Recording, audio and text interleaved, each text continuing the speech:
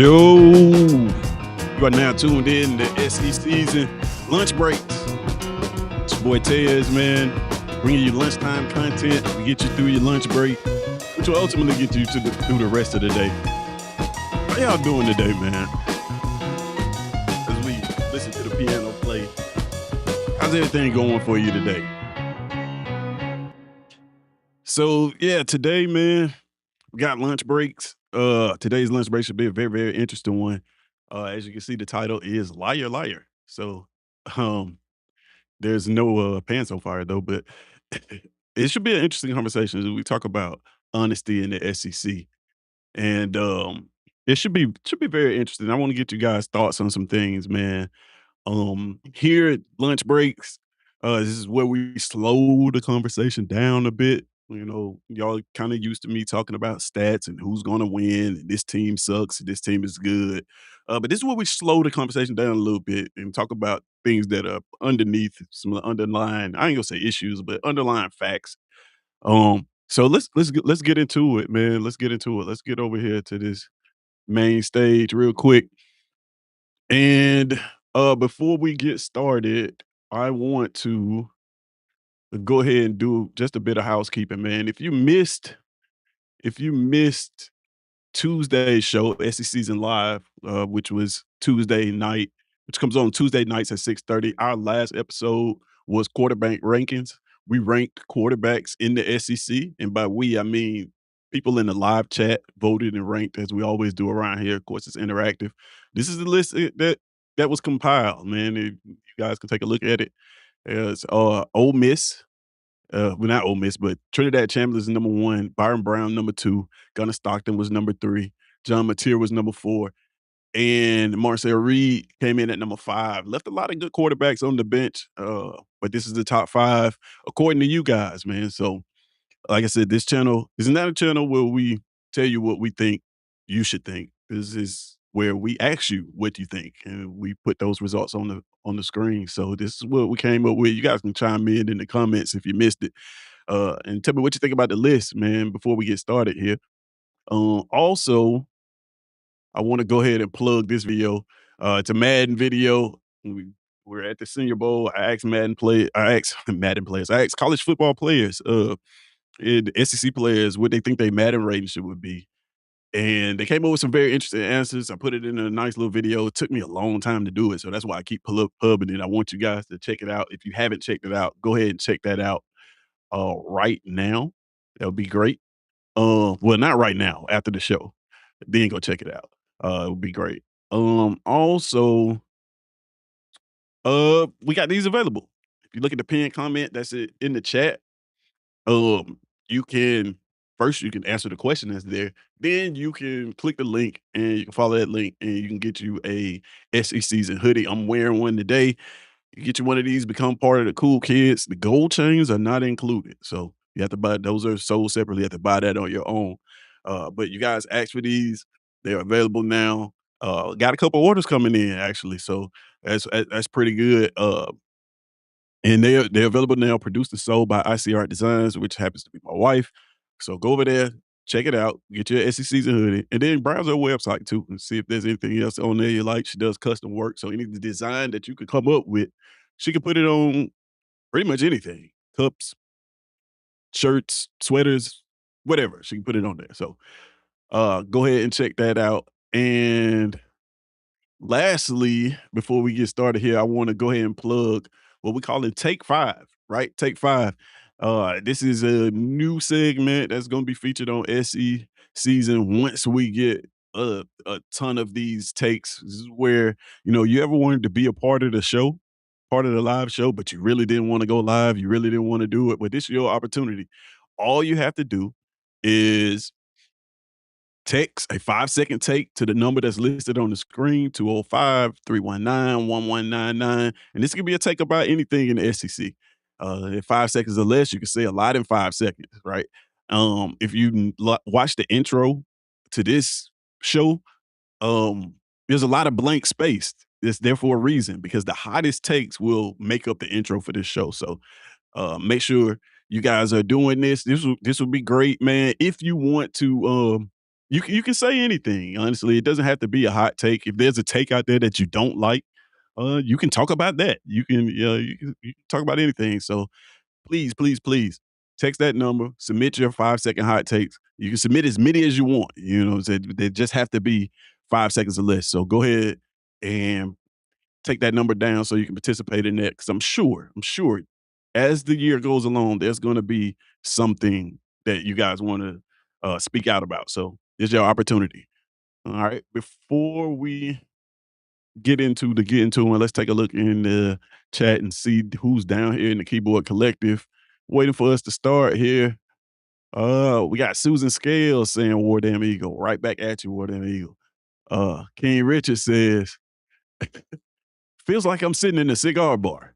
Hey man, look, if that's what you want to do on lunch, strike up you a cigar right now while you're watching us. Absolutely. Go ahead and do that, man. Absolutely. Latoya. Latoya saying, what's up? Latoya's on time. I'm sorry, Latoya. I didn't mean to poke fun at you like that. But you're on time today, man. Appreciate you for tuning in. Let's see. Phil Will said, crazy. I'm on my lunch break. Yeah, that's kind of the point of it, you know? Try to do it at a time where people are gonna be on their lunch break so you have some content to watch while you're just sitting around eating your sandwich or whatever you do for your lunch break. Then we got 392J. This is a guy who likes to drive fast. I can tell by the name and the car. He says, what it do? What it do back at you, man? What it do back at you? And then my guy C Hall saying, War Damn Eagle fan, War Damn Eagle right back at you. All right, man. So uh before we get into that, as we always do about this time, we have a lunchtime poll. So let's get into that real quick and get the lunchtime poll started so we can get started here. Let's see. We can get this all pulled up. Boom. All right. So today's lunchtime poll question is really simple. Is which do you prefer? You know, when you're eating your lunch, uh, which do you prefer? Do you prefer a light lunch? Do you prefer a full meal? Of course, this is interactive. All you got to do is type your answer in the chat. It will register here on the screen. We can get a kind of a poll of what you guys are doing for lunch, man. What are you eating for lunch, right? Me personally, I prefer a light lunch. I don't like to eat very, very heavy in the middle of the day, especially if I got other stuff to do. You know, eat a heavy full meal, then around this time of day, then you're gonna be kind of tired and lethargic. I don't really like that, so I usually pack a light lunch. Usually eat a light lunch, and actually today, ladies and gentlemen, I haven't even eaten lunch yet. So what did I have for lunch? What I had for lunch today, I had juice. Minute Maid is what I'm working on right now. So yeah, you guys can go ahead and drop that in the chat. Just let me know. What do you prefer? A light lunch or a full meal? I got my guy Nick Frazier checking in. Nick, what's good, my guy? Man, you feeling better, man? You feeling better today? Man, at the end of the show, you're feeling kind of bad, man. So I want to make sure you're feeling good today, man. So we got Nick. He's already saying, yeah, he packs a light lunch. Susan says she's a light lunch person too. I feel like most people who uh eat breakfast usually eat light lunches, right? So if you eat like a nice breakfast, you want to follow that up with a nice light lunch, some snacks, maybe some chips or something like that. But if you skip breakfast, and then you probably preferring that full meal. Yeah, so Nick saying, I feel good. His James Brown voice. I don't know if he did the James Brown voice, but I did it for him. That's good to hear, my guy. It's good to hear. All right, so King Richard is tuning in saying that he likes a full meal. What are you guys eating today? Yeah, once you put it in a light lunch, once you vote on this, uh, tell me what you're eating. Let me know what you're eating for lunch today. What are you having on your lunch break? Susan Scales coming in and saying light lunch, then snacks later in the day. Okay, so she eats a light lunch, then she snacks. I'm guessing, Susan, throughout the day you have a couple snacks there. I'm not sure. Or is it just like one snacks, or do you hoard fruit snacks in your pocket like I do? Because I always got some sort of snacks on me, something to eat. Uh, let's see what else we got here. We got C Hall tapping in saying a light lunch, with fruit and snacks, right? That's always a good one. You can incorporate some fruit in your lunch. It would always do you very, very, very well. Um, let's see. Let's see what Nick has for lunch today. Nick saying baked skinless chicken breast and broccoli for me lunch. Okay, Nick, that sounds good, man. Like that's a gourmet lunch. Is what you having. um, and then see Hall is saying breakfast is the winner. Breakfast is. I mean, listen, I love breakfast food. Yeah, and we can do a whole show about this. I think breakfast food. The only reason it's called breakfast food is because uh people normally eat it in the morning, right? But yeah, I feel like breakfast food is for all day long. You know what I mean? You can go to Waffle House at 11:30 at night and eat breakfast food, it'd be fulfilling, man. So I love breakfast food, man. Unfortunately, I didn't do a breakfast show, see how because I don't get up that early. I didn't want to be up here with crust in my eyes, so I chose lunch. Coach Carl tapping in, saying, "What's good, man? What's good?" Right back at you, man. Hey, vote in the poll. Let me know what you prefer, Coach Carl. Do you prefer a light lunch or a full meal? And then let me know what you're having for lunch today, man. Uh, give it a couple seconds and let some more people come into here before we get into our SEC discussion uh, about lying. It's about falsehoods. Uh, Non-truths is what we're going to talk about today. And of course, we're going to talk about it in an in-depth way. Again, this is not a show about who's better, who's the best. Um, we got other shows for that. This is a show we're gonna be talking about some things that are underlying. So Coach Carl tapping in said, yeah, he packs a light lunch too, man. A lot of people said, yeah, for lunchtime, we pack something light, man. Yeah, I don't know how if I can do the full meal for lunch. Like I said, you eat that full meal, man, you be ready to go to sleep after lunch, man. Especially if you got to clock back in and go back to work, finish out the rest of those 4 hours. Uh, 4 hours on a full stomach is totally different from 4 hours when you're not on a full stomach. So if you are just packed with food and you got that 4 hours to go, man, it's gonna be tough getting through that. It's gonna be tough. All right. As of right now, it looks like most people are saying they would like a light lunch. All right. So with that being said, we're gonna go ahead and get into I won't hold you guys too long today, but we will go ahead and get into the conversation at hand. Right. Today's episode is titled "Liar, Liar." If you read the description, you kind of know where we're going with this today. So this should be a very, very interesting conversation. And as always, it's interactive. You guys can always comment. Let me know what you think. That's kind of the point of the whole thing. So let me know what you think about what I'm about to say and what we're gonna talk about. So let's go ahead and officially hit the brakes here. And you can still vote on this poll, right? So if you haven't voted on this one, which type of lunch you prefer, you can still vote on that. Even though it's not on the screen, you can still vote on that. But I'm gonna remove it from the screen here for a second. Um, well, actually, I'll leave it on the screen while I do my little spiel here. All right. So this is something that today's episode. This is something that I noticed, and it kind of feels backwards, right? But once you see it, you kind of can't unsee it. In the SEC, teams get punished aren't necessarily the bad teams, right? And we say punished, we just mean talked about it in a negative light. It's not necessarily the bad teams. It's usually the teams that admit that they're bad or admit the truth or tell you where they actually are in the program. Those are the teams that usually get slandered and don't get and get punished. The punished is the word that we're using today. So think about it. A team, you know, can talk like a contender, right? So your coach can come out there and say, "Hey, we are looking to be a playoff team this year," right? And they can fall flat on their face and nothing really happens, right? It just doesn't. Um, and they still get the patience from fans and they still get patience from the SEC and things like that. But the moment a coach utters the words, "We're rebuilding." Um, or we just kind of figuring it out. You know, if there's uncertainty from your head guy, it becomes a weapon sometimes against teams. And it's kind of like it's kind of like I want to say the SEC, but it's kind of like college football in general doesn't really reward the truth, right? It just doesn't. It kind of promotes everybody to pretend like they're a great team when they're, they may not be.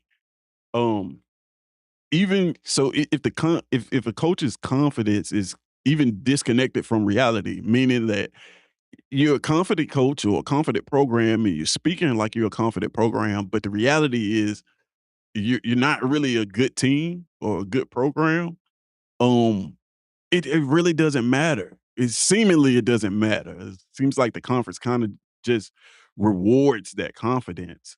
Um, and consider this: this is not just about college football. This is how power systems work in general. Um, so teams they learn to posture not because they believe it, but because it honestly costs more than failure. All right. So this is the interesting concept. So in a nutshell, what I'm saying is um teams, particularly in this conference, since this is SEC season, um, when teams are confident about uh where they're going and where they see the outlook of their football team, that gets rewarded, right? People buy into that, right? More so than what actually on the field. But if a team comes out or a coach or a team comes out and say, "Hey, man, we're trying to figure this thing out. We're struggling," or even calling out position groups and saying, "Hey, man, our offensive line has got some work to do." That sometimes gets punished by the fans and largely college football, to be honest with you. Um, one thing that the playoffs system loves is a confident team, right? From beginning to end, the playoff system loves that. Um, so let's go on to the next poll question as we get into this conversation. And like I said, you guys can tell me what you think about this as we get into this conversation. The first poll question that is up about this is what survives longer in the SEC?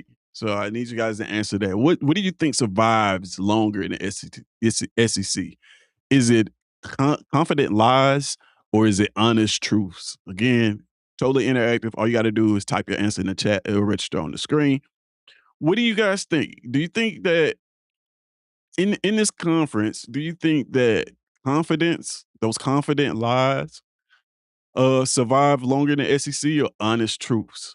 Speaking for my team, um, we've had coaches that had here at Auburn, honestly, we've had coaches that have done both of those, right?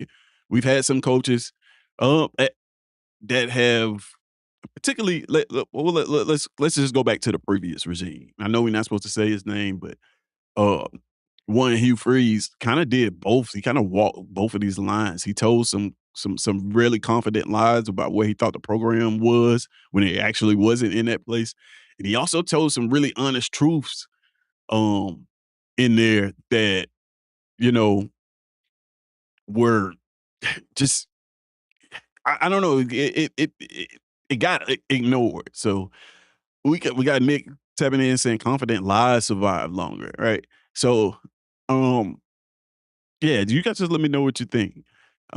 Because here's the thing, there's this quote that comes to mind. This is why I'm conflicted on this.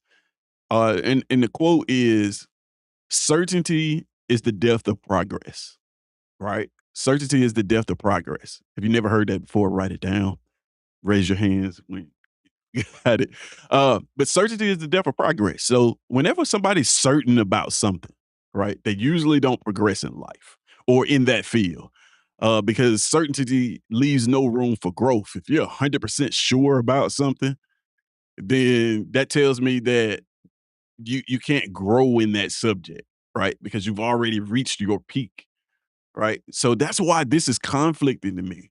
Because honest truths, honestly, um, those honest truths honestly, that's kind of the way it should be. You should be telling the truth about where you are as a football team, where you are as a program, where you are as a life in general. You should be telling the truth about those things, and it should be rewarded because that means that you can grow, right? So when a coach comes out and he says, "Hey, you are this football team isn't very good. We need some help at receiver. We need some help at offensive lines. We're rebuilding right now." Even though it doesn't get rewarded by the SEC and the fans slander coaches for this, it's it leaves room for that team to get better. Right? It leaves an opportunity for that team to progress and get better because they know exactly where they're at. With confident lies, a lot of times what you see, and it's in life in general, when you're 100% sure about something, there's no further you can go, right? There's no further you can go. I'm always weary of people in my life that use certain terms. 100% sure about this. This is a 100% fact. You are 100% false. The reason why I'm leery about that because I know that that's a person that I'm talking to that can't see growth, that cannot progress past that. They've already reached the end point. Um, so we right now with on the screen, you guys, you got confident lies winning with 100% of the votes right now. And then you got C Hall tapping in. He says, I'm going 50-50. But people will run a lie in the ground. The truth gets forgot after about 24 hours. That is 100% facts, man. I don't know. I wish I could get everybody to like your comment because that is, I kind of just want to leave it up for the rest of the show because that is spot on. People will run a lie in the ground. The truth gets forgotten about after about 24 hours. And that's kind of along the line, see all of what I was just saying, man. Those honest truths, when it allows you to progress, but people forget about it. I think back, I think back, I think back, and I always use my own team as a reference, but you guys, if you're not fans of Auburn, you actually use your teams too. But I think back, one example of that, see all that comes to mind is when Hugh Freeze touched down at Auburn, he told the entire fan base that we needed help at offensive line, and it wasn't where he wanted it to be. Um, and he followed that by going out and getting 10 offensive linemen via the portal and via uh high school recruiting.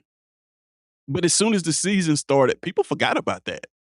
People didn't care that he told them the honest truth about that. They just complained that the offensive line wasn't where it needed to be. Fast forward now to one Alex Golish, he's kind of come out and said the same thing. We got 20 offensive linemen in the room right now, and he's actually said the words, "Hey, I'm praying for this offensive line," right? So I'm wondering by the time of the start of the season, will people actually remember that? Remember that this was an issue on the football team, or would they just slander? Would they just slander the offensive line and offensive line coach like fans normally do? Or would they, revert back to his words and say, "Hey, man, he told us this." So to your point, see y'all, I got to put this comment back up, man, because I really love it. Um, yeah, people will run that lie in the ground. The truth gets forgotten about after about 24 hours, man. So yeah, man, that is spot on, man. I kind of just want to end it here. If we can just go home after that, man.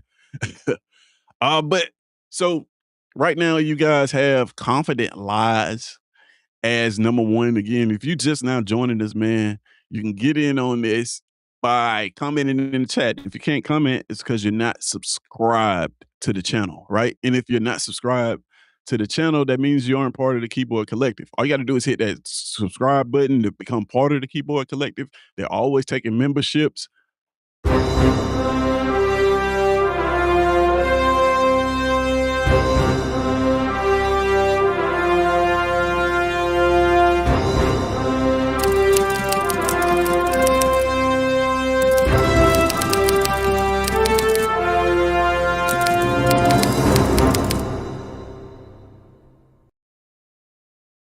All right. Keyboard Collective, where your comments are the currency. So if you want to donate to the name, image, and likeness of SECZN, all you got to do is drop a comment, right?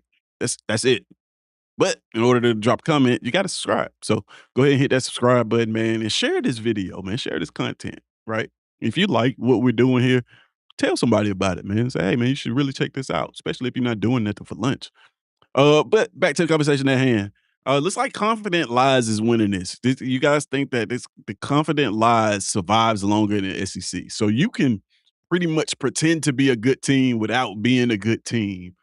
And you will get respected as such is kind of what I get from you guys vote. Um, and I kind of feel the same way, man, because there are a lot of teams. There are some teams that have actually done that. One comes to mind is Texas. Right? Texas kind of come into the SEC and proclaim to be a top tier football team without top tier results, right? But they are still respected as a top tier team. If you look at most polls, SEC polls right now, they have Texas top 3 in the SEC, I think, probably average. Top 3 in the SEC going into next season. But the truth is they haven't actually won anything to deserve that. So, but they carry themselves. The Texas fans, the Texas coach, players, they carry themselves as if they've won this conference multiple times. Um, so yeah, that comes to mind when talking about this poll. So we're gonna move on to the next poll, man. And we'll see what we have here for this next one. This was kind of interesting. Asking the question, who, right? Who prevents teams from telling the truth, right? Who is it that prevents teams from telling the truth? Is it us? Is it you guys in the chat? Is it the fans, right? D- Does fan ridicule prevent a coach from saying, "Ah, man, we're rebuilding"? Do coaches say, "Hey, man, we gonna be a playoff team" just to appease the fans?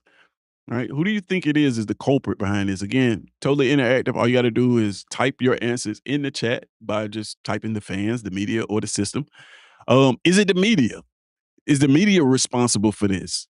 Um, do they paint teams in a bad light for um, actually, from a coverage standpoint, with the narratives that they run with? Are they the culprit? Do teams not want to be part of that machine or that thing? Or I mean, we already got votes coming in.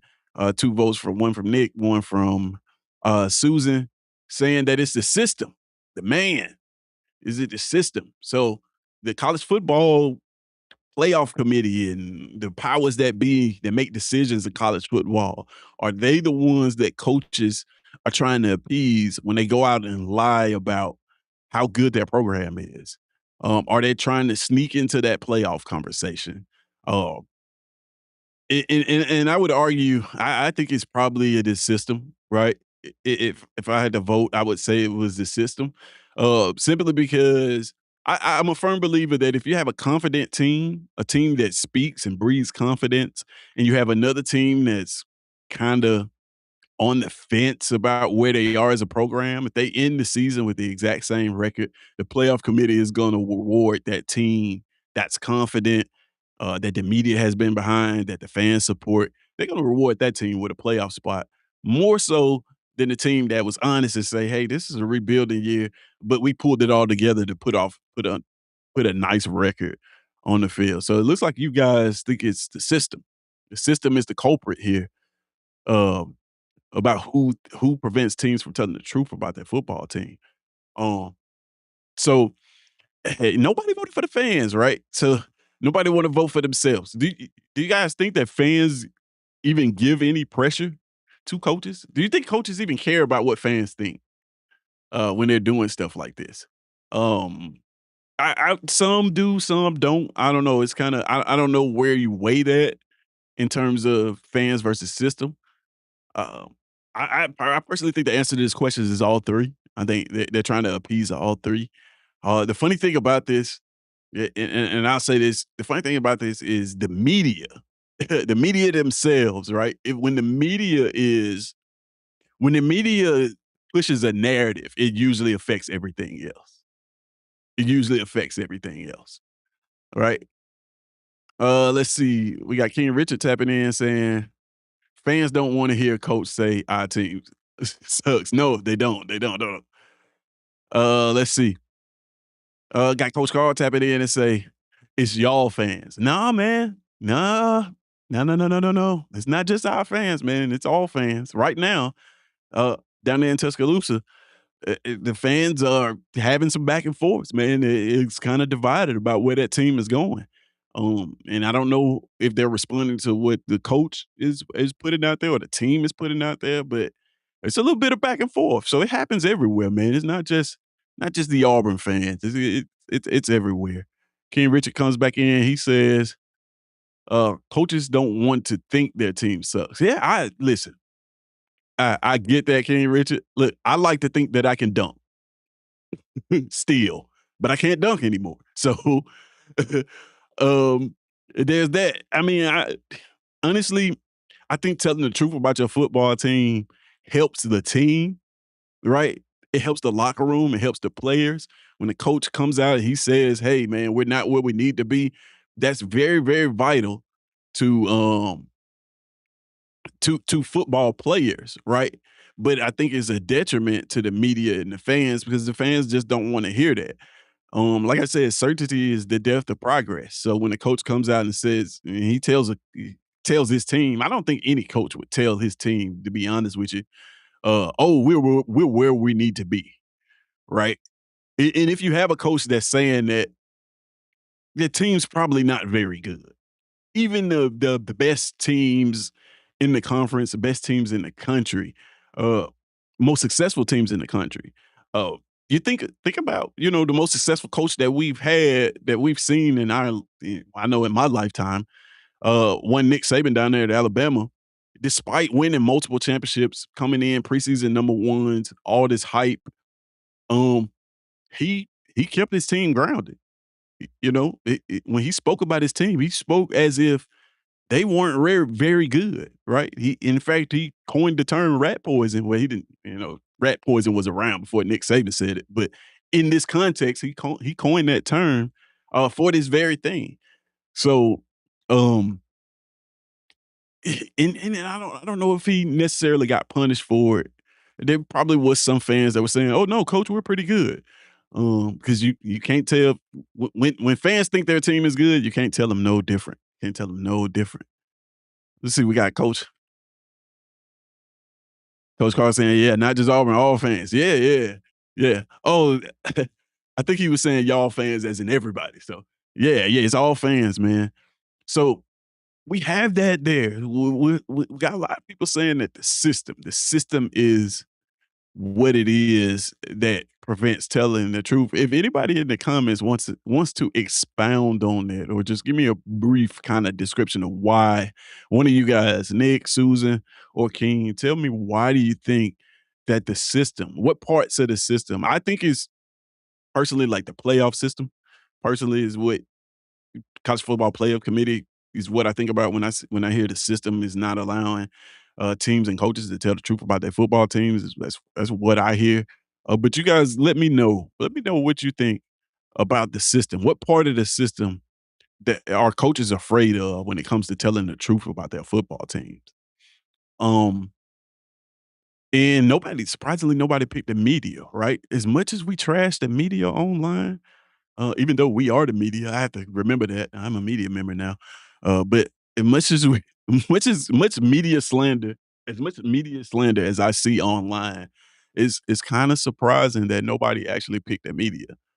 Um, but we got, like I said, we got Coach Carr saying the fans, got a couple other people saying it's the system that comes into play. All right. And we got Nick saying, I think the system encompasses the media. Right. Oh, okay. Okay. I get that. I get that. And then Susan Scale saying, uh, the part of the system that controls the money. Mm-mm. The part of the system that controls the money. So honestly, Susan, you and Nick, you may not realize it, but you're saying the exact same thing because what you're saying, the part of the system that controls the money is the media. right? Where do these teams get the bulk of their funds from? It's from media deal, contract rights, and things like that. So, yeah, I kind of feel the same way. Um, I kind of feel the same way.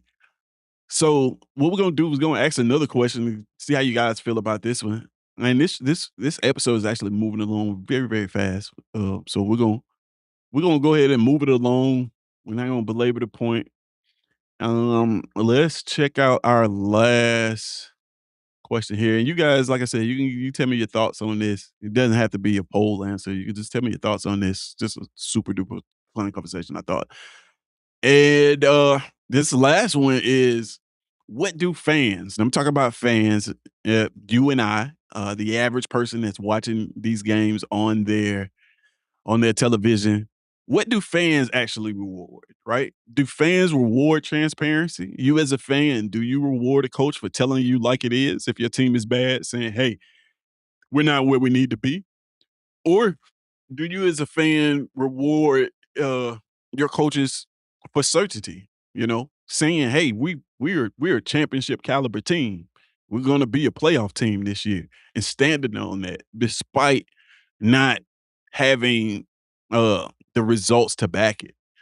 Do fans reward that? Or do fans simply care about results? Did you win games? Right? Did you win football games? Which one do you guys think fans reward the most? And by fans, I'm talking about you, so you can vote for your personal reasons. What do you reward the most um as a fan? So we got Nick, he says certainty. He says, I think certainty, I think the certainty of results. I think the certainty of results. Okay. Um, man, I really tell me what you mean by that, Nick. Tell me what you mean. You think the certainty of the results. Uh I I I think this is a kind of a loaded question in terms of I think fans reward two things on this list. I think ultimately fans only care about results, especially near the end of the season. They want to know, did you win games or did you not? Uh, but I also think certainty, maybe this is what you mean by this, Nick, honestly. But I also think certainty during the season and before the season is what fans want to hear. Fans want to hear coaches say, "Hey, we have a good team," right? Because we want to believe that coaches are telling the truth at all times, right? We get invested in coaches, and we believe, most of everything that they say, especially when it's a coach that we want. We believe their words. We take their words verbatim. So when a coach comes out and says that they feel really good about where the program is, a lot of fans believe it until you get a case like our previous coach where the results aren't lining up, and then in year 3, you kinda still saying the same things that we're close, we're close, we're close. That's when fans kinda turn off and the results come into play. Uh, let's see what Nick says. Nick says, "Hey, I think fans reward coaches who have certainty about about their, I'm assuming teams, about their teams, which should lead to results throughout the season." Okay. I think fans reward coaches who have certainty about their teams, which should really should lead to results throughout the season. Um, oh, he corrected it. See, yeah, I didn't even see that. But yeah, about their team is what he was saying. Yeah, I can agree with that. Coach Carl is saying, he's saying, man, we want to hear the truth. Don't lie to the fans and expect them to show up and support you. Hey, I 100% agree with that too. I'm a person who wants to hear the truth from my football coach. As I say that, as we talked about Alex Golish earlier, I loved it when he said, "Man, I'm praying for this offensive line. Y'all help pray for me too, because it set the expectations." Uh, the only part about this, Coach Carl, is like a lot of fans don't want to hear the truth, man. Fans that wanna hear the truth are a rare breed. I can say that you're one of those, and I can say that the people that are in my circle that do this type of content and stuff, we wanna hear the truth, right? But the average fan that doesn't do this, that just sit watching games every week, they wanna feel good about their football team. even if the coach has to lie to them to make them feel good. And unfortunately, I if you guys haven't picked up, I try to relate these questions. This whole lunch break thing is kind of related to jobs as well. So this actually happens in real life, right? This actually happens in real life, and there are real life instances that outside of football where you can see this happening.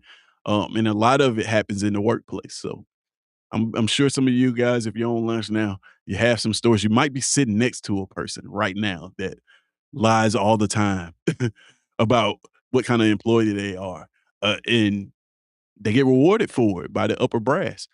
Uh, and then there's also that person that tells the honest truth about, "Hey, man, I need some help right with this area in the office. I need some help with these type of things."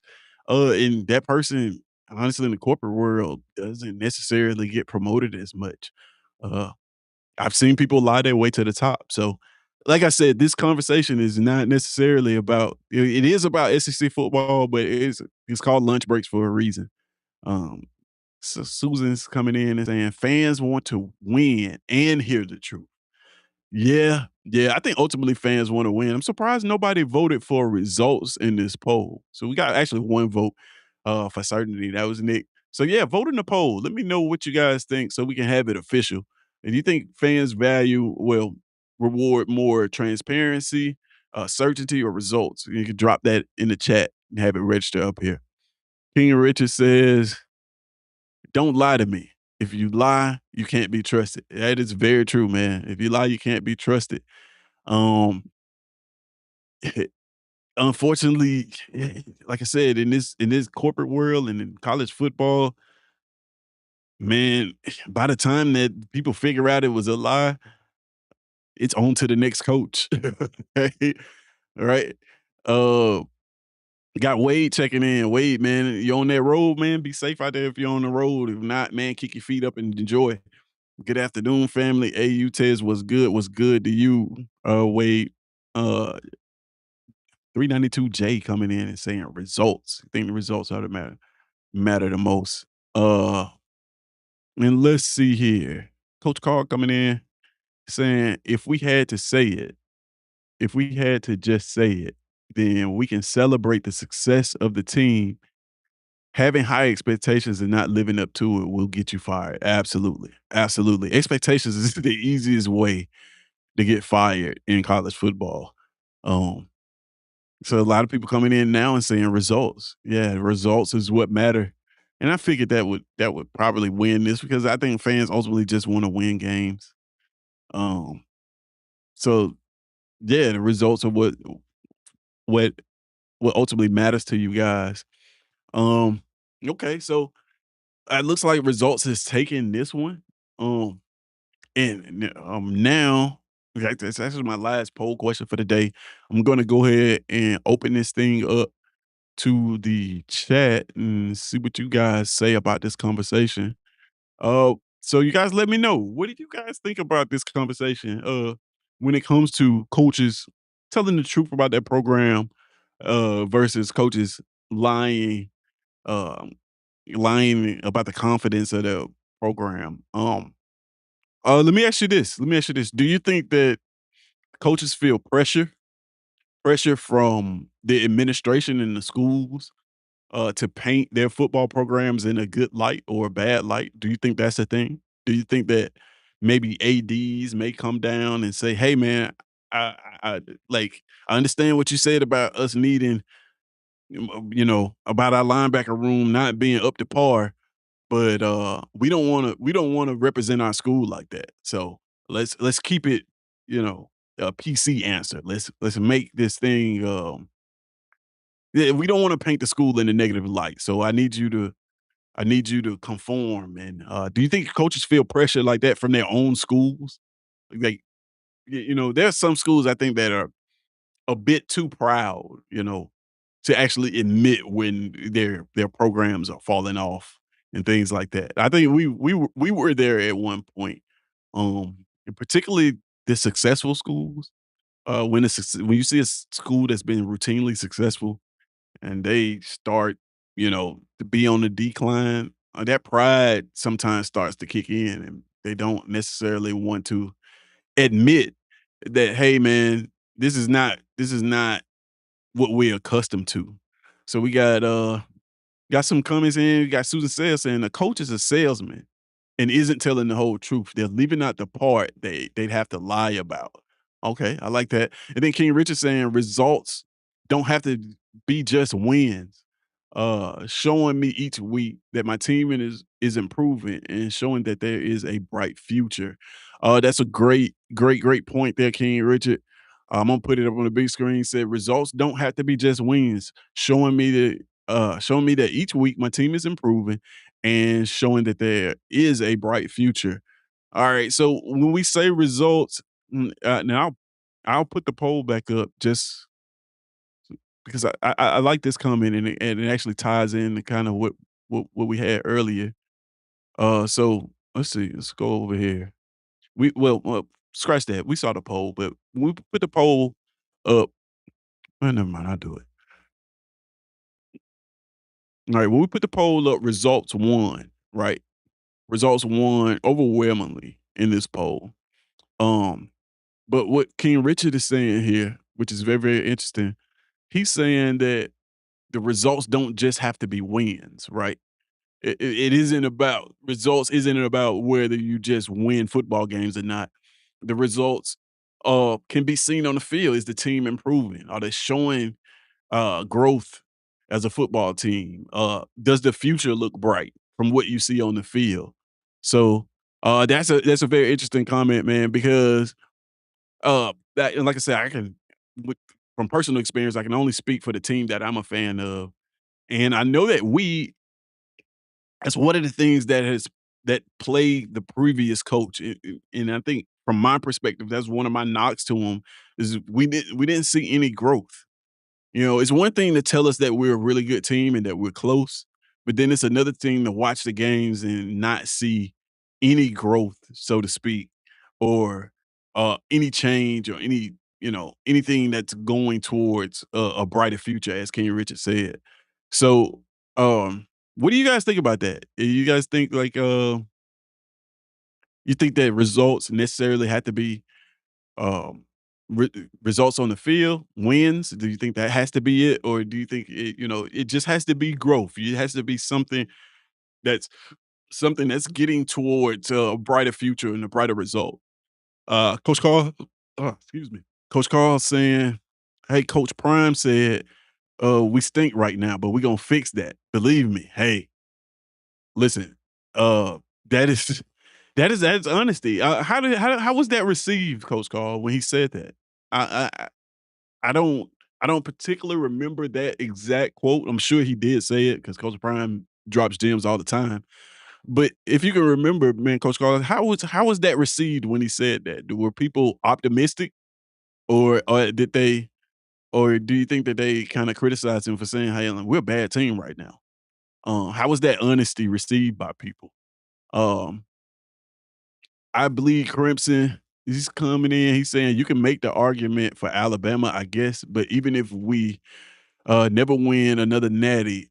It was the best 17-year run of any of us will ever see, and I was there for all of it. Yeah, man. Listen, hey, I know we poke fun at you, I believe Christmas, but you part of that is very, very, very true. Actually, all of it is very, very true. That was the best 17-year run that I've seen, so I got to tell the truth on that. Uh, But, the reason why I'm thinking the reason why you're saying that you can make the argument for Alabama is because you're seeing present day Alabama and coming off such success. That's usually the teams that it affects, either very good teams or very bad teams. The middle of the road teams kinda go as they go.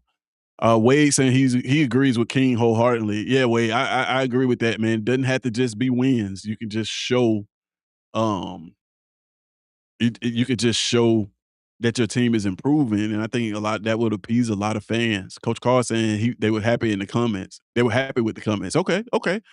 Yeah, that's great, man. I believe Crimson saying yes. Yeah, so yeah, he's talking about kind of where the program is now. King Richard coming back and saying Auburn was stuck. Hold on a second.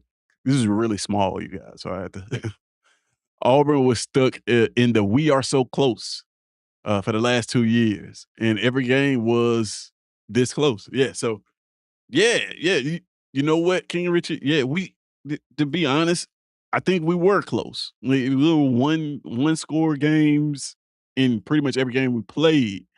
But to your earlier point, there wasn't any growth. I didn't see anything that we were doing to take us from being close to being a contender. It's like we were just content with being close. So the point that you made earlier about it not just having to be wins, about seeing it on the field and seeing progress, is absolutely 100% spot on. Um, and I believe Christian's saying nobody is Nick Saban. That's very, very true, man. Nobody is Nick Saban. Nobody is Tez either. So take that for you will. Nobody is, I believe, Crimson. Each of us are our own individuals. So, but to your point, I get what you're saying. Nobody, from a coaching standpoint, has achieved the heights that Nick Saban has achieved in college football. So I get that.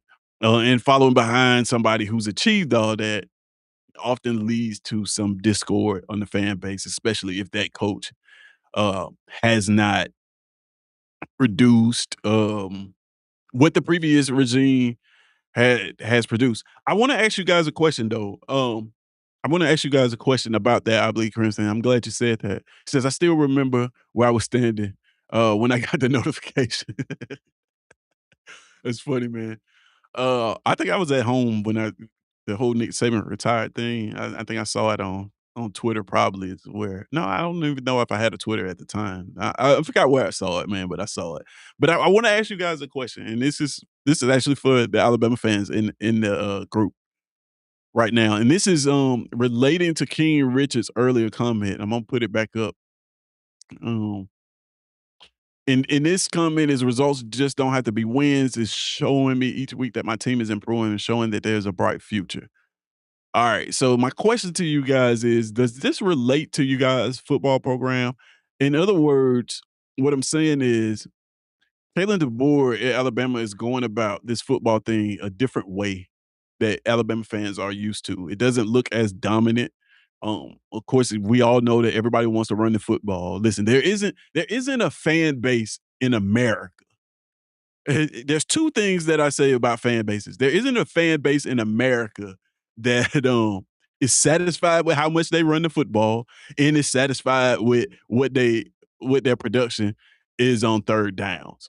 So you can pick any team in the country. I don't care what it is, and you ask a fan about their football team, they're gonna say, "Oh, we need to run the ball," and they're gonna say, third down, man. I don't know what we'd be doing."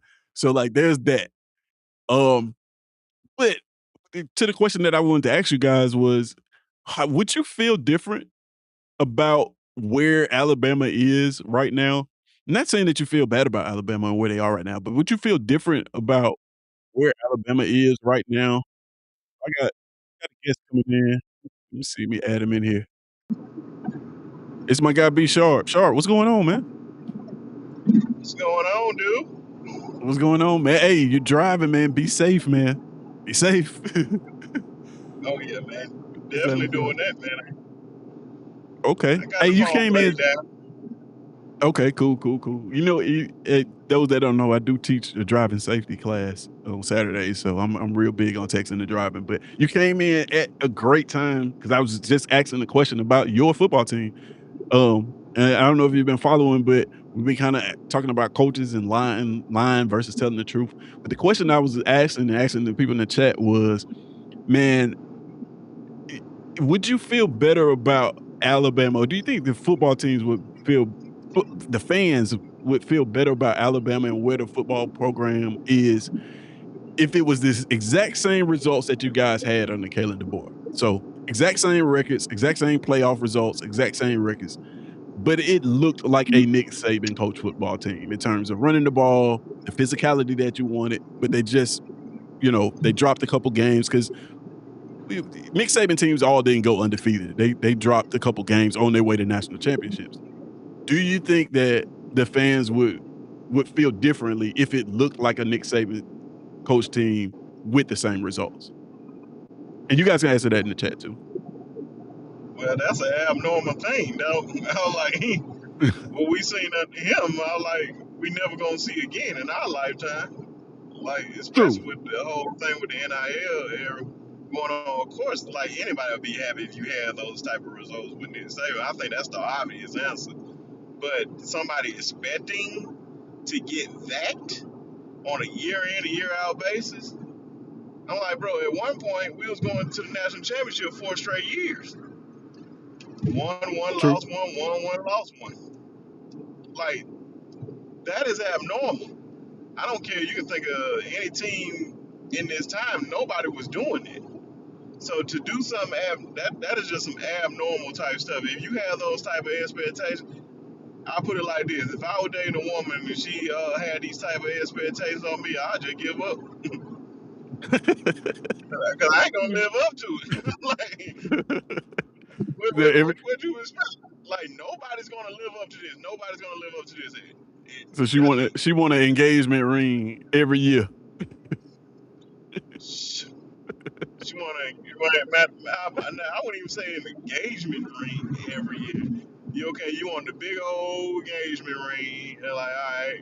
You want the big old wedding? You want the luxury lifestyle?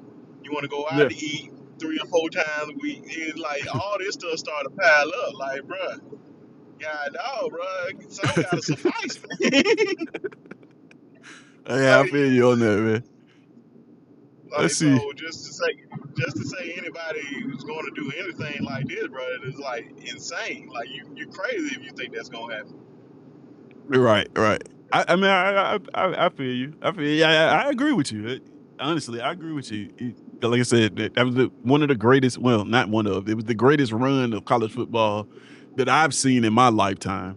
Um, but I just want. I wonder this about Alabama. When it comes to the fan base, just going through this whole. You know, I've never experienced. I've never experienced a coach being so great and having so much success and then having to move on from that coach on his own accord. Like he didn't get fired, he stepped down. And then coming in with a new coach with new expectations. And those expectations are the same expectations, like the expectations carry over. It's not like Kalen DeBoer took over at Alabama and then the expectations or the standard lowered, right? You guys talk about the standard all the time. So like it's not like he got there and was like, we don't want to be a playoff team no more. We understand. Right. Um, so that's why I asked the question is like, would fans feel different about Kalen DeBoer? Well, because I'm framing it like like you guys fan base don't like him, so I don't want to put that out there. But I know that there's some back and forth about Alabama football. Do you think that? That's why I asked the question. Like, do you think that if it looked like a Nick Saban coach team, if there was physicality, if there was a run game, but this team went 9-3, but Kalen DeBoer's teams went the same 9-3. Would the fan base feel different about that? Um, I feel like people gonna complain regardless. They was yeah, that complaining is when true. Coach Saban was in there. Now I said so a lot of folks want to admit it, but I have seen this. Like, they complained about players at the time, so they love them now. They're like, oh man, we need. I'll just use Tony Brown for example. Man, I remember people like just talk down on him like he was a dog when he was there. Yeah, But now they just all of a sudden love him. I'm like, nah. Same thing with Jalen Hurts. I know a lot of people did, but I remember the same ones that's praising Jalen Hurts now was the same ones that was critical of him. So it's true. whether they want to admit it or not, man, they gonna complain regardless what it is. They say they won't, but they still will, regardless. I'm like, man, it's an unrealistic. That like, man, it's even press conferences, and I remember one in particular. It's probably the most famous one of them all that I can think of. I'm just using it for mine. Could be one bigger, but when Coach Saban was like, shoot, like y'all putting these expectations on us, like we focus on the process. He never cared like if you go through the process the right way, the end result will be championship. But he never said what the end result can be. Right. And that's what Right, be like. yeah, He only preach the process of doing things right. right. If you do things right, then you have a chance to doing this. And even if you do, and sometimes in life, bro, even if you do those things right, it just don't work out. 100%, bro, like, I say that a lot, like, man, sometimes in life, you can put in all the work, right? We had this saying about hard work equals great results, but you have to fall in love with the process because sometimes at the end of the rainbow, it ain't gonna be nothing, right? And if you just Yep. looking for the result at the end, then you're not gonna get rewarded for it. You gotta fall in love with the process. That's gotta be your reward. Otherwise, it ain't gonna it's not gonna be, what you think I, it's gonna be. I, I just always, bro, if you look at any time, that's why I be laughing anytime somebody say I said something or any other way. I'm like, bro, I remember when Alabama used to lose to Auburn 6 straight years in a row. I referenced this a whole lot for a reason. We can be far worse than what we are now. This is Right, that's nothing. true. It's a lot of folks that are probably new fans, or a lot of people that haven't seen this seen us this bad in a long time. Mm. So, well, I won't even say that we're bad. We made the playoffs, bro. I'm sorry that we're not one Yeah, of that's these why abnormal teams.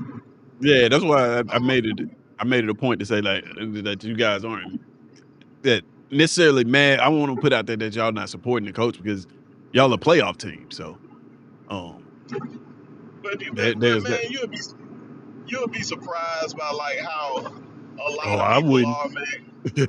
Like, well, of course you're not, but that's why, like, man, you can get caught up in it sometimes, but not as worse as others. But man, just sometimes, bro. I laugh.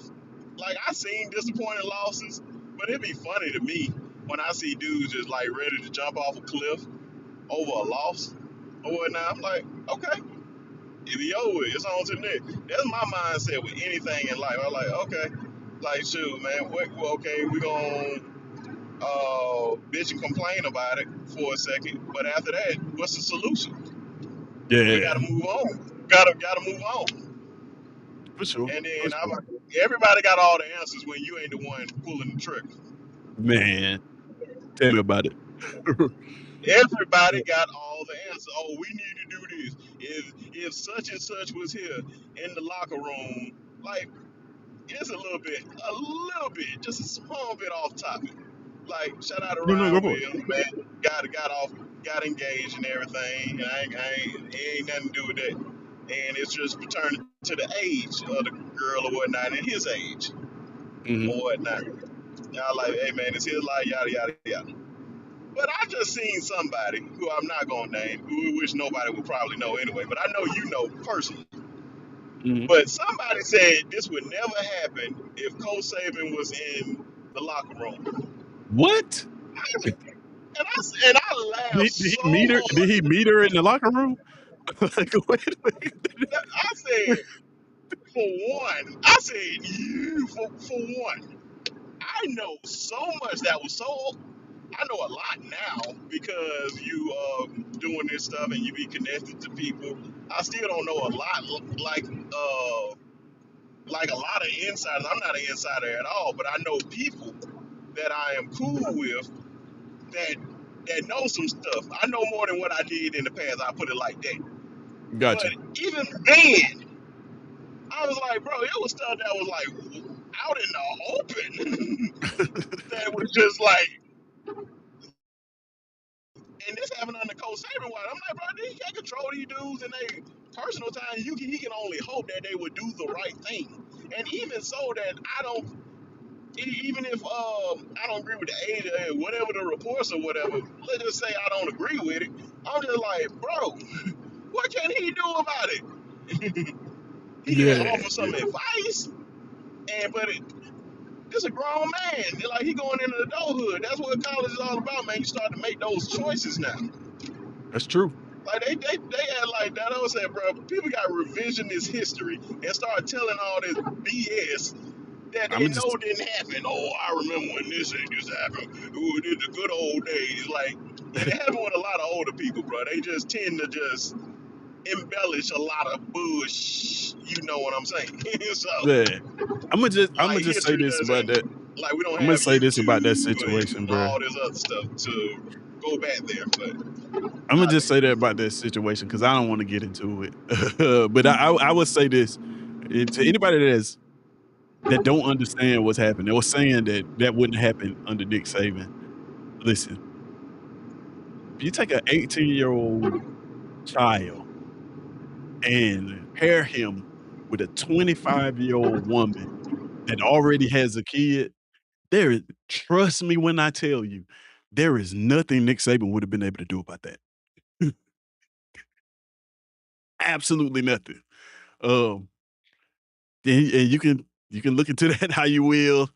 And what I think what I mean by that, what you think I mean by that is exactly what I'm saying without saying it. So, um, let's see, let's take a look at a few of these comments, man, before we get ready to get up out of here. I think I might have lost Sharp.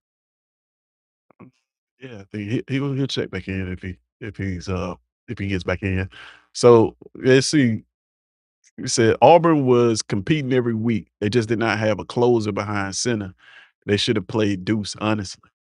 Uh, yeah, I can agree with that. I mean, I don't know if at some point in the season he should have played for sure. I think or any quarterback they should have tried something different because doing the same thing, expecting the same results is the definition of insanity, and that's kind of what we had going on the plains there.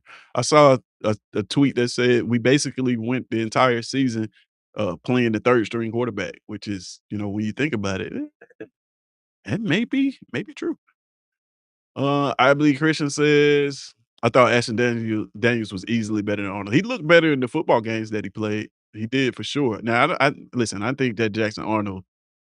I've been on record saying that like I can't hold this season too much of a detriment to him because he hasn't had an opportunity to play in any type of competent offense, whether it's time at Oklahoma or Auburn. So, like, I think that at UNLV, you're going to see Jackson Arnold put up the numbers that we thought he could do at Auburn.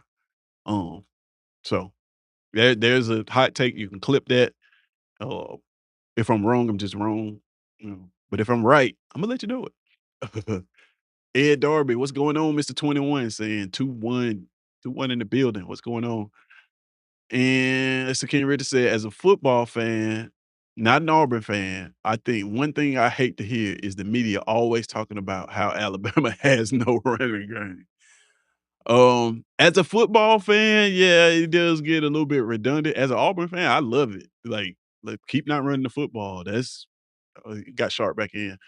But yeah, as an Auburn fan, yeah, keep not running the football. I'm cool with it. But yeah, if I wasn't an Auburn fan, it'd get redundant after a while. Let's see. I believe Christian saying, Ed, are you the one with the restaurant in Atacaville? No, that is actually Kid Country. It's a different Ed. I don't know if Nick's still in here, but Nick knows the address. I would pub it, but it's Adeline's in Atacaville. I don't know the rest of the information off the top of my head, but if you watch some previous episodes that he's been on, I'm sure you can find it. Actually, if you go watch the episode last night, on Water Cooler Talk, Deuce Scoop was on there, Ed was on there. It's a very, very emotional episode. I promise you, this is something that you want to see.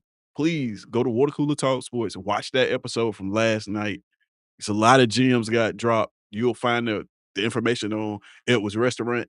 And I promise you, if you don't leave that episode feeling better about what you're trying to achieve in life, then you're just kind of tone deaf because it transcended football and turned into something else. Please go check that out.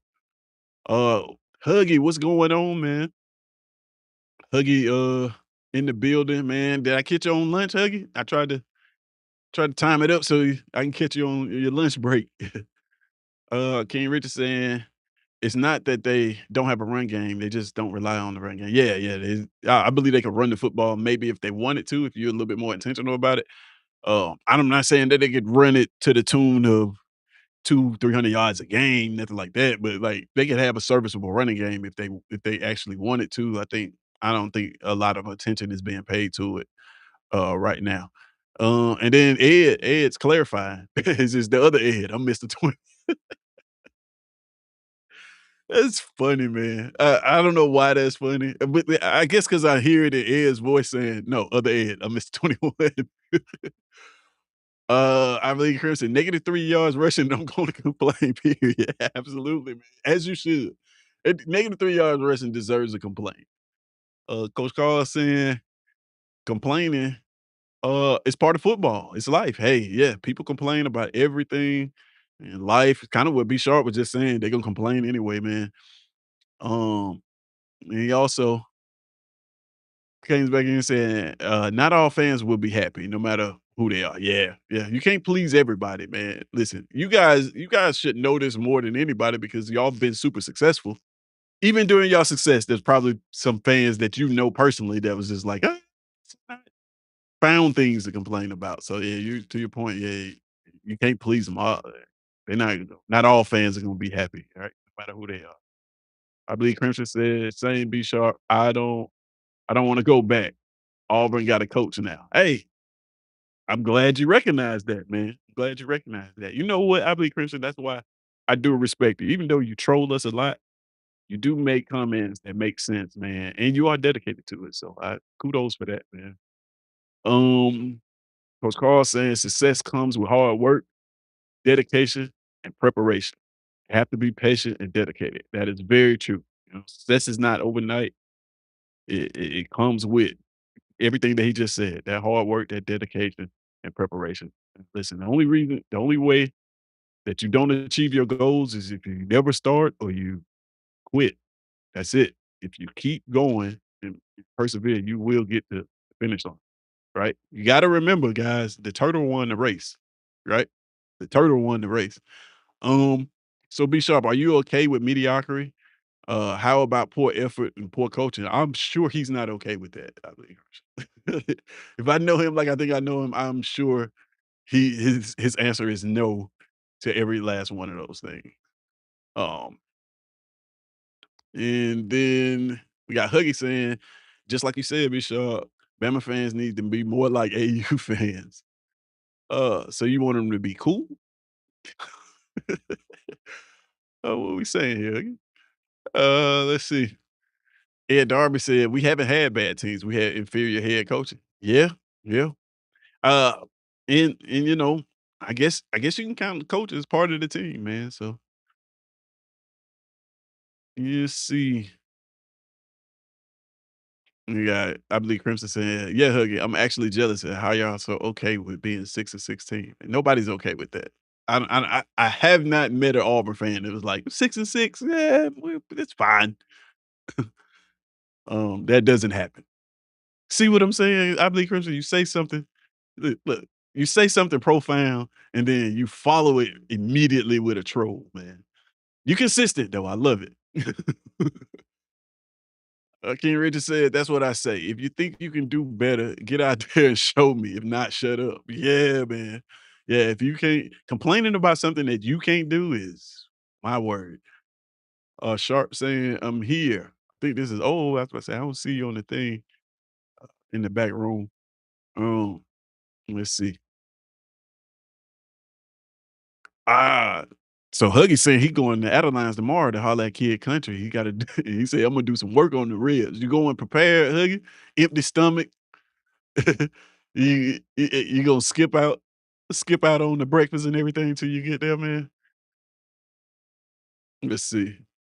And then Huggy says, "Yeah, I go to lunch at 11:30." Okay, okay, okay, okay, cool. Let me know what you had for lunch, man. Yeah, if you just get here, you didn't get here at the beginning.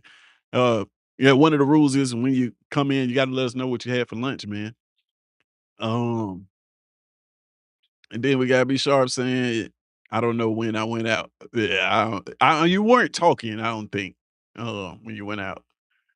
Uh, and this is yeah, Nick, it's open Tuesday through Saturdays. He's referring to Adelines. Yeah, so go ahead, make sure you check that out, man. I'm definitely next time I'm down that way or passing through, I'm definitely gonna grab some. Uh, B Sharp saying, "If you want to please some people, sell ice cream." Oh, man. Hey, that's funny, man, but then you're gonna have some people that's lactose intolerant. You're not gonna please them very much. Even though my daughter's lactose intolerant, she still torture herself with ice cream. Wow. The Huggy saying, "Imma holler at you tonight, Taz. I'm going to Beham after work." "Okay, alright, man. Bet, bet." And let's see here. Shout out to Nick. That's my dog. Yeah, man. Nick, hardest working man in the business, man. Even though he denied, we all see the work that he's putting in. And the insider saying, "Hey, he's just waking up, man. Hey, he had a long night on the road, man." Yeah, man. So I know you hadn't eaten no lunch or breakfast or anything yet, man. Just now getting up. Uh, I believe Crimson. So I'm just saying sometimes complaining is warranted. Sometimes it is, man. Sometimes it is. Then we got Ed Darby saying, "I hate North Dakota State and Sac State moving up. Hurts FCS, but provides opportunity for Division II teams to move up. I hate that we are losing the in-state rival game in lower divisions."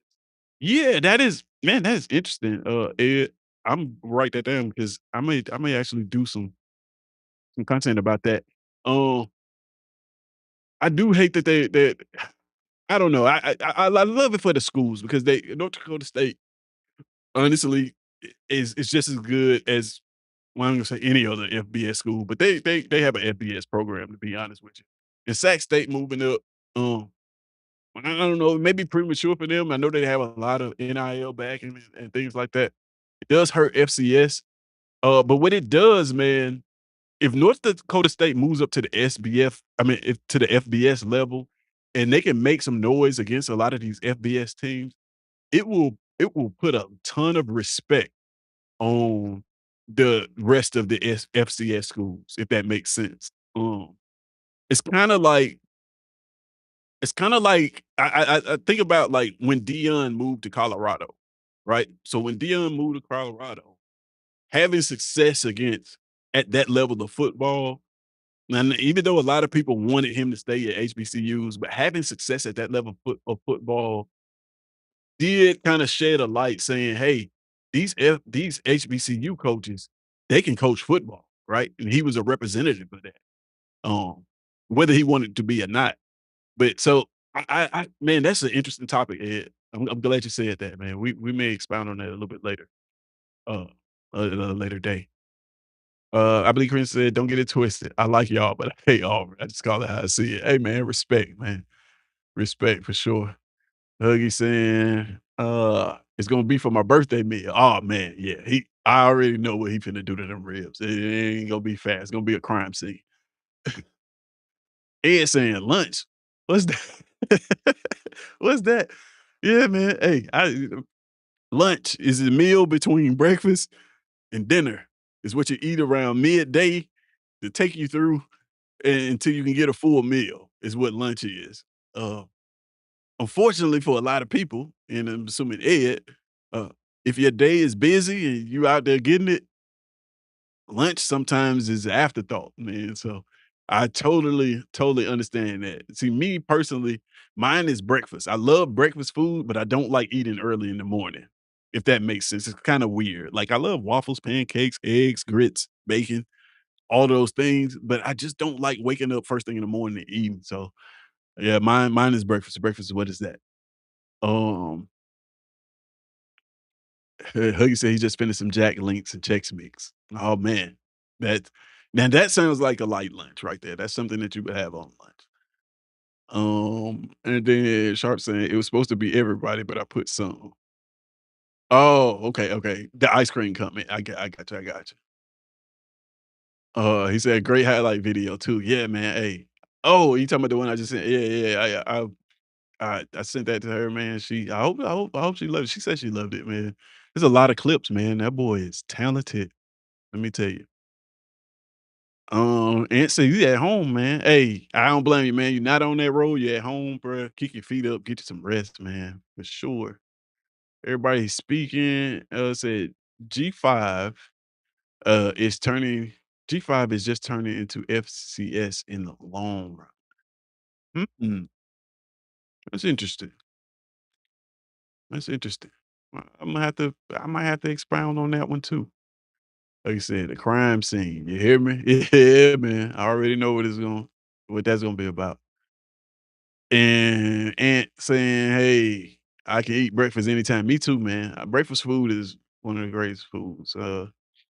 And lastly, no, not lastly, but how you saying the same way about breakfast, but I love eating breakfast food, other meals. Yeah, true, true, true. And then we got Ed in. Ed is saying, $1,000 question. What do you put in your grits? Uh, I'm thinking this is the sugar question, is what we're saying, is what we're getting at here. Um, but so Huggy responded with that. And yeah, that's kind of how I have my grits. Well, no sugar though. Just pepper, butter, some salt, actually. Um, I actually like bowls, so like my grits are gonna have eggs, bacon, all of it is gonna be in mine. Susan Scales said, "Fancy shrimp." Nah, I love shrimp and grits too, man. It's one of my favorite meals. So yeah, shout out to that. Good bowl of shrimp and grits you can't go wrong with. Um, Meatloaf, collard greens, mac and cheese, and a couple Hawaiian rolls. You had that for lunch? What are you doing for the rest of the day is what I'm wondering. If you had that for lunch, what does the rest of your day consist of, man? Because well, if I ate that in the middle of the day, I would be no good for the rest of the day. Well, that's a great meal though. Meatloaf, collard greens, mac and cheese, and a couple Hawaiian rolls. Heavy on the Hawaiian rolls, man. We love those.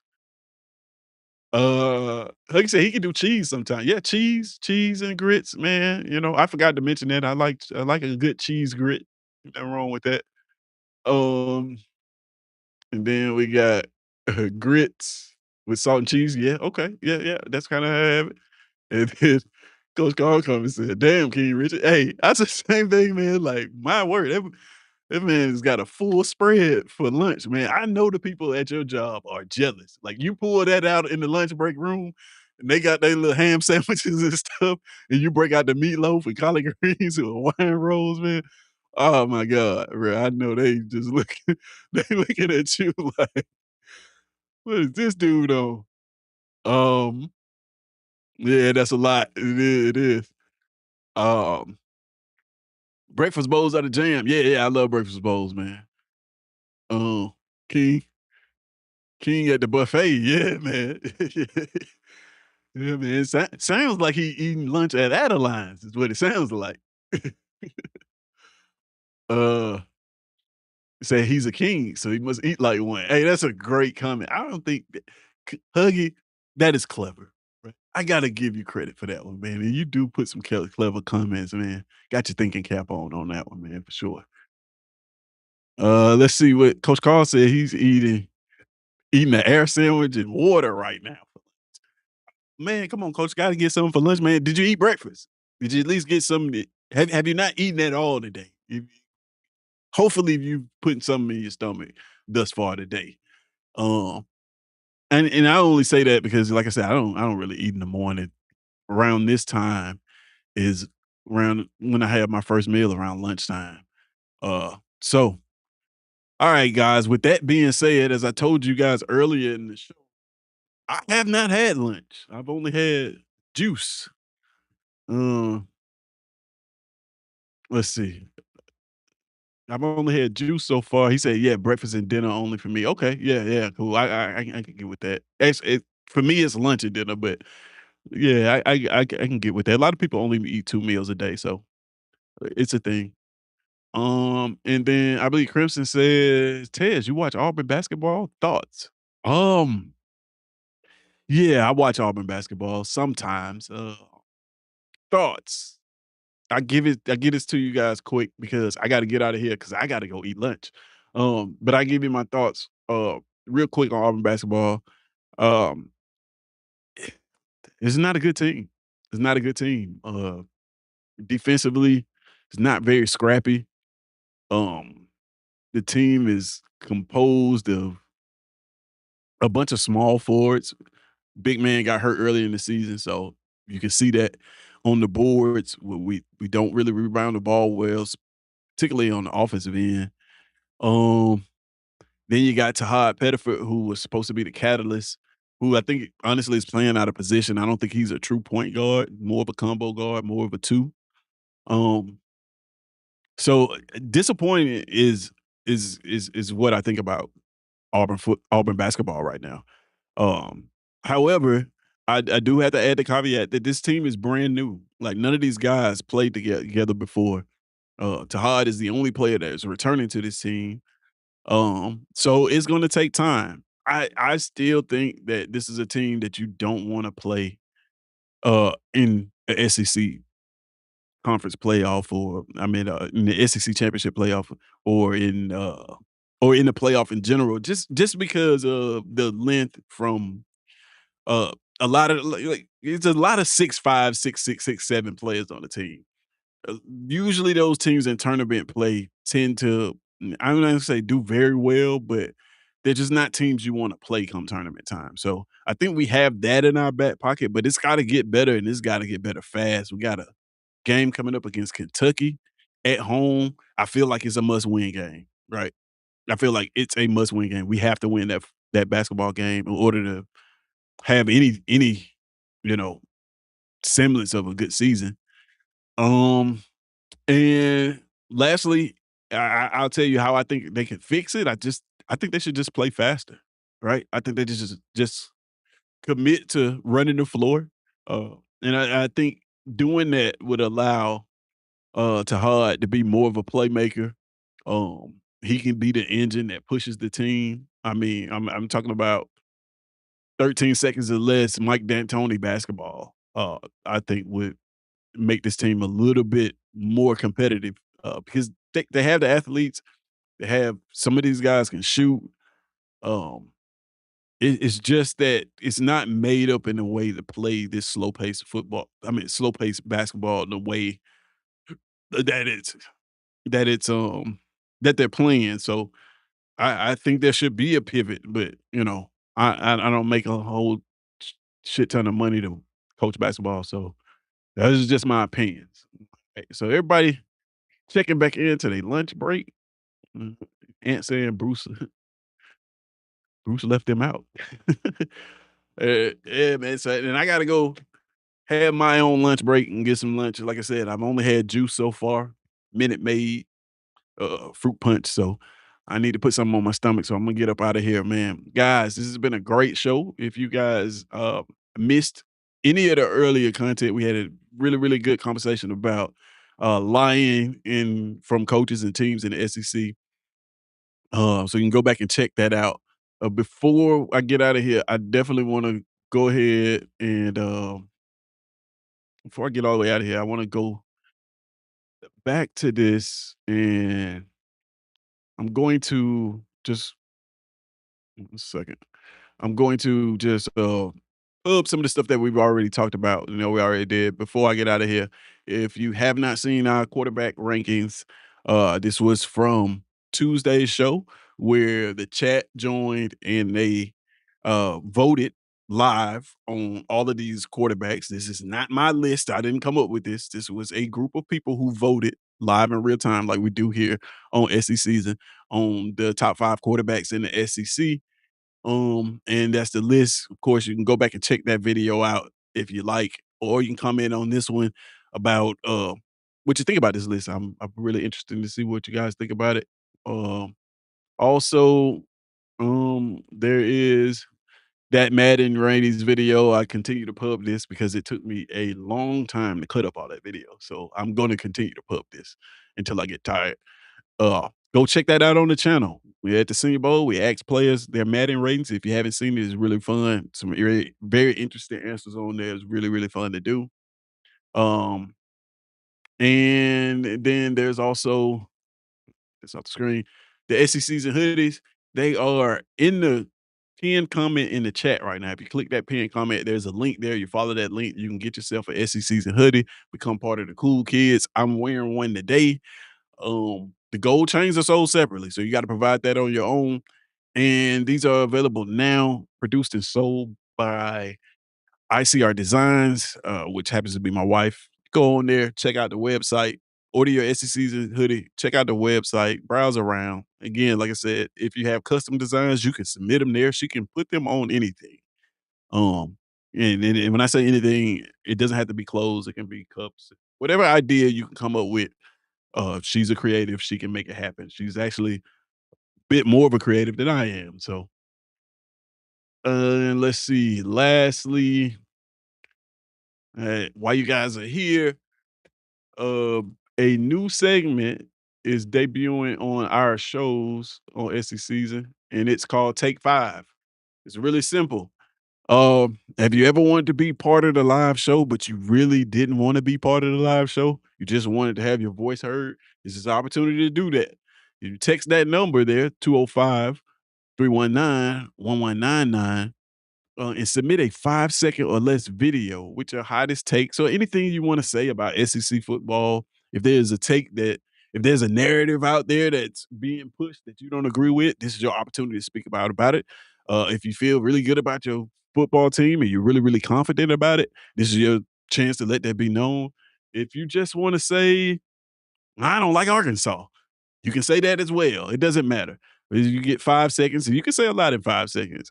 Um, you get 5 seconds. We're gonna display these on various shows between this one and SEC's Live on Tuesdays. Also, if you caught the beginning of the show, the intro is blank. That's for a reason. That's because the hottest takes and the hottest parts of these videos will make up the intro video for lunch breaks in the future once we get enough of them. So you guys go ahead, log that number down, save it because I want you guys to keep submitting. You don't have to submit just one video. You can submit one every week, submit 2 a day, however you go, however you wanna do it. As this year progresses along, I'm sure there are gonna be more things that you wanna talk about.